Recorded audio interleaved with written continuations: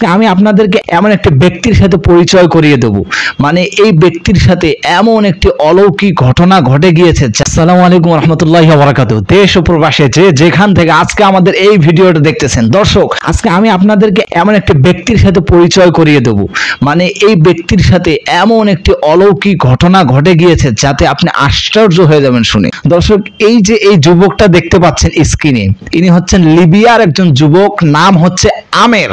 তিনি হজ করার জন্য লিবিয়া থেকে এয়ারপোর্টে এসেছেন হজে যাবেন, কিন্তু তার কাগজপত্রে একটু ভুল থাকার কারণে, ঘটনাটি ভালো করে আপনারা শুনেন, তার কাগজপত্রের মধ্যে কিছু ত্রুটি থাকার কারণে দায়িত্বশীলরা তাকে বলছে যে আপনার ত্রুটি আছে, আপনার ওয়েট করতে হবে। ইতিমধ্যেই বিমানের গেট বন্ধ হয়ে গিয়েছে, অন্যান্য যাত্রীরা তার বিমানে উঠে গিয়েছে এবং সেখানে তার হজ পালনের জন্য একেবারে কনফার্ম তারা চলেই যাবে। কিন্তু এদিকে আমেরের এখন পর্যন্ত নামের যেই ভুল, তার সেই সমাধান হচ্ছে না।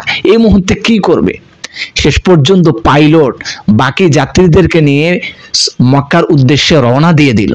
বিমানটা চলেই গেল, কিছুক্ষণ চললো, 1-2 ঘন্টা চললো বিমানটি। চলার পর বিমানটির মধ্যেই আপনি অবাক হয়ে যাবেন, যান্ত্রিক ত্রুটি দেখা দেয়।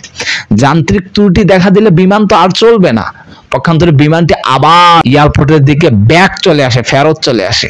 ইতিমধ্যেও আমেরের সমস্যার সমাধান কিন্তু নেই।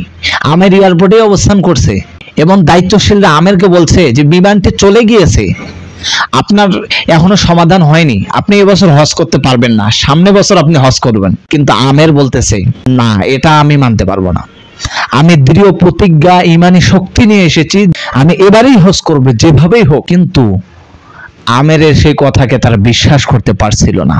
শেষ পর্যন্ত যান্ত্রিক ত্রুটি দেওয়ার কারণে বিমানটি যখন ফেরত আসে, যান্ত্রিক ত্রুটি আবার এয়ারপোর্টের মধ্যে সমাধান হয়ে যায়, আবার বিমানটি রওনা দিয়ে দেয়। কিন্তু এবার বিশাল ঝড় বা আবার কোনো ত্রুটি দেখা যায়, কিন্তু বিমানটি আবারও সামনে যেতে পারলো না।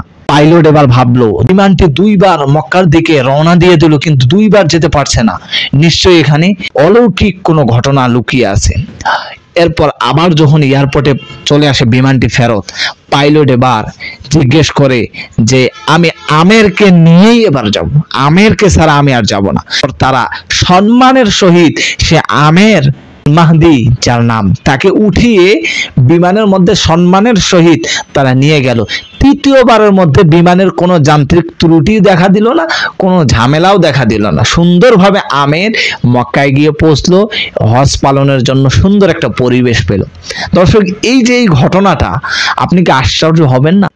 বিমান আপনার জন্য 2 বার 3 বার করে কখনো ফেরত আসবে? কখনোই না। আসলেই পক্ষান্তরে আমরা আরেকটি ঘটনা জানতে পারি যে 250 হাজি নিয়ে বিমান সমুদ্রের মধ্যে তলিয়ে যায় এবং হাজি সবাই 250 হাজি মারা যায়। কিন্তু আমের, যার হজই ছিল না এমন একটা পরিবেশ, সে হজের জন্য সুন্দর একটা পরিবেশ পেল। আসলে আল্লাহ যার জন্য চান, তাকে পৃথিবীর কোনো শক্তি আটকে রাখতে পারে না। দর্শক ভিডিওটা ভালো লাগলে অবশ্যই লাইক, কমেন্ট এবং শেয়ার করুন। আজকে এখানে সমাপ্ত করছি। আসসালামু আলাইকুম ওয়া রাহমাতুল্লাহি ওয়া বারাকাতুহু।